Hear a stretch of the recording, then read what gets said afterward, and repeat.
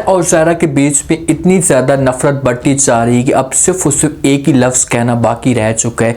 अगर उमैर ये सब कुछ कहता है तो उसके बाद हमेशा के लिए ज़ायरा दूर चली जाएगी उमैर से। उमैर के दिल में इतनी ज़्यादा नफरत आ चुकी है कि अब ज़ायरा की शक्ल भी नहीं देखना चाहता और बार बार अपनी नफरत का इजहार करता है ज़ायरा के सामने। ज़ोया अब इस चीज़ का कैसे फ़ायदा उठा सकती है? दूसरी तरफ ज़ायरा सबूत इकट्ठे करने की कोशिश कर रही है। अगर इसके सामने इसके पास कोई सबूत ऐसे आते हैं इसके वालिद के, तो ये जाती है और जाकर उमैर के सामने ये सबूत रखती, तो क्या उमैर इसकी बातों के ऊपर यकीन कर लेगा? हिसाब से ज़ैद साहब चाहता था या जिस हिसाब से उसकी सोच थी कि मैं किसी तरीके से हमेशा के लिए उमैर के दिल में ज़ायरा का जो एक मकाम बना हुआ है इसे गिरा दूं, तो वो किसी हद तक इस मकसद में कामयाब हो जाता है। ये जाता है उमैर के पास, उमैर को इस हिसाब से बातें करता है या बातें सुनाता है कि उमैर के दिल में मज़ीद ज़ायरा के लिए नफरत बढ़ जाती है। उमैर जाता है ज़ायरा के पास, जाकर उसके साथ बातें करता है, तो ज़ायरा जो है वो ज़ैद साहब के हिसाब से ऐसी कोई बातें करती है उसके ख़िलाफ़ कि भाई आपका जो वालिद है ये ठीक नहीं है, इसने सब कुछ किया है, क्योंकि नवीन के कत्ल के पीछे सारा का सारा जो कसूर है या सारा का सारा जो गेम डालने वाला है ये ज़ैद साहब है। तो उमैर ये बातें नहीं सुनता, उसे गुस्सा आ जाता है। ज़ायरा को कहता है कि आप इज़्ज़त के काबिल नहीं हो, बस बहुत हो गया, अगर दोबारा तुमने ऐसी कोई भी बात की तो मैं तुम्हारी ज़बान खींच लूँगा। उसने आपको एक थप्पड़ मारा है, हक बनता था कि दूसरा थप्पड़ भी आपको मारता ताकि आपको अपनी औकात याद आ जाती। जिस वक्त ज़ायरा ये अल्फाज सुनती है तो बड़ी हैरान और परेशान हो जाती है, क्योंकि वो तो अपना माइंड क्लियर करके बात कर रही थी कि मैं इसे समझाने की कोशिश करूँगी तो ये बंदा मेरी बात मान लेगा। लेकिन उमैर कहाँ से बातें सुनता है और उसे वार्निंग भी देता है कि दोबारा आपने ऐसी कोई भी बात नहीं करनी, क्योंकि आप मेरे सामने रोती रहेंगी धोती रहेंगी लेकिन आपकी बातों के ऊपर मैं यकीन नहीं करूँगा। यहाँ से उमैर उठ के चला जाता है। अब गलती उमैर भी बहुत बड़ी कर रहा है। उमैर अगर अपने आप को क्लियर करता, अपने आप को पाक साफ करता, तो फिर हो सकता है कि इन दोनों के बीच में मामला तय हो जाते। ये ज़ोया के साथ चला जाता है, ज़ोया के साथ अपनी लाइफ को एंजॉय करता है। वहाँ पर किसी समंदर के किनारे जाते हैं, पहाड़ी पे चढ़ जाते हैं, घूमते हैं। उसके बाद जब वापस आते हैं तो ज़ायरा तो इसका इंतज़ार कर रही होती है और ज़ायरा को इस बारे में सब कुछ पता है कि ये ज़ोया के साथ ही जाता है। जैसे ही वापस आते हैं तो उमैर जो है वो बहस नहीं करता, ना ही इसके साथ कोई ऐसी बात करता है। तो ज़ायरा जाती है ज़ोया के पास, उसे बार बार समझाने की कोशिश भी करती है और धमकी भी देती है और कहती है कि एक दफ़ा तुम इस घर से निकाली जा चुकी हो और मैं नहीं चाहती कि दूसरी दफ़ा भी तुम निकाली जाओ, इसलिए तैयारी पकड़ लो कि तुम्हारे पास अब बहुत जल्दी ये वक्त आने वाला है। वहाँ से जाने लगती है तो ज़ोया जब उसे रोक लेती है, उससे कहती है कि अच्छा मेरी तो बात सुनती जाओ ना। ज़ायरा जो है वहाँ पर रुक जाती है और ज़ोया को कहती है कौन सी बात? तो आगे से ज़ोया कहती है कि भाई पहले मैं निकाली गई थी और अब की जो बारी है ये तुम्हारी है और तुम बहुत जल्दी इस घर से चली जाओगी। ज़ोया इस घर में अब आई है ना तो अच्छी तरह अपने डेरे जमा कर आई है। उसे इस बात का पता है कि भाई अब की बार जो मैं गेम डालूंगी ना तो मुझे 100% यकीन है कि यहाँ से ज़ायरा जाएगी, कभी भी नहीं जाएगी। ज़ायरा और जो साद की माँ है वो जल्दी जल्दी से एक काम करते हैं कि नवीन की माँ के साथ मुलाकात करते हैं। साद भी इनके साथ होता है। नवीन की माँ के पास कुछ ऐसे सबूत होते हैं, क्योंकि जिस वक्त ज़ैद साहब की जो कॉल आती थी नवीन को तो वहाँ पर नवीन कुछ बातें जो होती थी या कॉल्स होती थी वो रिकॉर्ड कर लेती थी। ऐसी कोई डिस्कस होती थी तो इसके मोबाइल में हो सकता है कि ये प्रूफ मौजूद हों।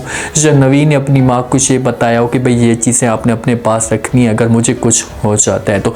इसी वजह से मुलाकात करने के लिए आती है साद की माँ के साथ। साद की माँ बात करती है और कहती है कि भाई अब क्या करना है, आपने अपनी बेटी के कातलों को पकड़वाना है अच्छा नहीं। तो आगे से नवीन की माँ कहती है कि प्लीज़ खुदा के लिए मुझे जो है वो कुछ वक्त दे दें, मैं जो सबूत हैं वो इकट्ठे करने की कोशिश कर रही हूँ, जो रिकॉर्डिंग मौजूद हैं नवीन के मोबाइल में। जैसे ही मेरे पास सारे सबूत आ जाएंगे तो उसके बाद जैसा आप लोग चाहेंगे मैं वैसा करने के लिए तैयार हूँ। साद की माँ जो होगी वो कहेगी कि ठीक है भाई, हमें किसी किस्म का कोई भी इतराज़ नहीं है, लेकिन आप जल्दी से सब कुछ करें ताकि हम जाएँ और जाकर जो वो ज़ैद साहब को कड़ी से कड़ी सज़ा दिलवाएं। अब नवीन की माँ इस बात पे डट चुकी है, लेकिन देखना ज़ैद साहब मुलाकात करेगा नवीन की माँ के साथ, उसे भी ब्लैकमेल करने की कोशिश करेगा और हो सकता है कि ये ब्लैकमेलिंग में आ भी जाए। साथ की माँ मुलाकात करने के लिए जाती है और जाकर सारी बातें बता देती है कि भाई हमारी जो मुलाकात हुई थी वो नवीन की माँ के साथ हुई थी और वो सबूत इकट्ठे कर रही और बहुत जल्दी जब वो गवाही देगी ज़ैद साहब के ख़िलाफ़। तो आगे से जैसी ज़हरा ये बातें सुनती है तो वो जवाब देती है साथ की माँ को, से कहती है कि सब कुछ ठीक है, आपको क्या लगता है क्या वो गवाही देने के लिए तैयार हो जाएगी। तो आगे से साथ की माँ जवाब देती है और कहती है कि हाँ मुझे तो पूरा यकीन है कि वो लाजमी तौर पर ऐसा करेगी। तो ज़हरा जवाब देती है और कहती है कि पता नहीं क्यों मुझे ऐसा लग रहा है कि ये सब कुछ मुझसे दूर होता जा रहा है, ये इस घर में जो इसका जो मुस्तकबिल है ये अच्छा नहीं है। अब ज़हरा को अपने मुस्तकबिल की फ़िक्र पड़ चुकी है और उसे ऐसा लग रहा है क्योंकि घर के अंदर हर रोज़ जो परेशानियाँ ये बढ़ती जा रही हैं, हर रोज़ घर के अंदर इख्तलाफात जो वो इतने ज़्यादा शिद्दत इख्तियार कर चुके हैं कि ये आगे जाकर ज़हरा के लिए मसला खड़ा कर सकते हैं। खाने की टेबल पे बैठे होते हैं, देखें कि ज़ोया को पता चल जाता है कि भाई साद की माँ मुलाकात करने के लिए आई है और उमैर इस मामले पे बड़ी नफरत करता है, चिढ़ करता है कि भाई साद की कोई भी फैमिली इस घर के अंदर ना आए। ज़ोया इस चीज़ का फ़ायदा उठाने की कोशिश करती है। खाने की टेबल पे बैठे होते हैं तो ज़ोया वहाँ पर बातें कर देती है और ज़हरा को कहती है कि भाई आप कुछ बता सकती है कि साद की माँ जो है वो आपके घर में आई थी, हमारे घर में आई थी, क्या करने के लिए आई थी और कौन सी बातें उसने तुम्हारे साथ की हैं। तो उमैर जिस वक्त ये बातें सुनता है तो उससे बड़ा गुस्सा आ जाता है क्योंकि उससे तो ये चीज़ें बर्दाश्त नहीं होती। तो उमैर गुस्से से जो पूछने की कोशिश करता है ज़हरा से, उसे कहते हैं कि हाँ बताओ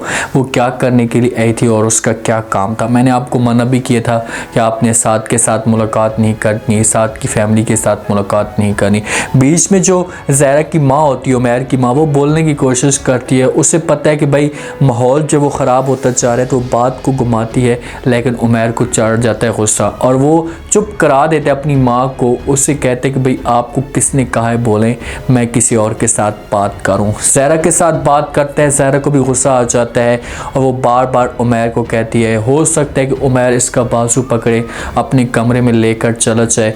वहाँ पर इससे पूछता है तो ज़हरा कहती है कि भाई आपकी आंखों पर जो पट्टी बंधी हुई है ना, इसको उतारने के लिए हम कुछ सबूत इकट्ठे कर रहे हैं ताकि आपके सामने सबूत आ सकें कि आपका वालिद किस किस्म का इंसान है या क्या हरकतें कर रहा है। तो उमैर वहाँ पर भी ज़हरा को रोकता है, उससे कहते हैं कि ख़बरदार आपने कोई ऐसी बात की मेरे ख़ानदान के बारे में, मैं तो उस दिन को पछता रहा हूँ जिस दिन मैंने आपके साथ शादी की थी। ये जो अल्फाज होते हैं ना औरत के लिए, ये अल्फाज बहुत ख़तरनाक होते हैं। औरत को ये अल्फाज ले डूबते हैं, वो बेचारी टूट जाती है अंदर से, उसे समझ नहीं आ रही होती कि अब क्या किया जाए। जहाँ पर उसकी आंखों में आंसू होते हैं। उमैर तो ये बातें कहकर चला जाता है। ज़हरा बड़ी परेशान होती है, इसके पास आती है, माँ आकर बात करती है तो ज़हरा कहती है अपनी माँ को कि माँ जी मुझे ऐसा लग रहा है कि मुझसे उमैर दूर जाता जा रहा है और बहुत जल्दी हम दोनों के बीच में जो इख्तलाफात होंगे ये बढ़ जाएंगे। तो माँ समझाने की कोशिश करेगी, इससे कहेगी कि आपको परेशान होने की कोई भी ज़रूरत नहीं है, मैं किसी तरीके से बात करूँगी, समझाने की कोशिश करूँगी उमैर को और पूरा यकीन है कि उमैर मेरी बात मान लेगा। लेकिन उमैर कभी भी इसकी बात नहीं मानेगा।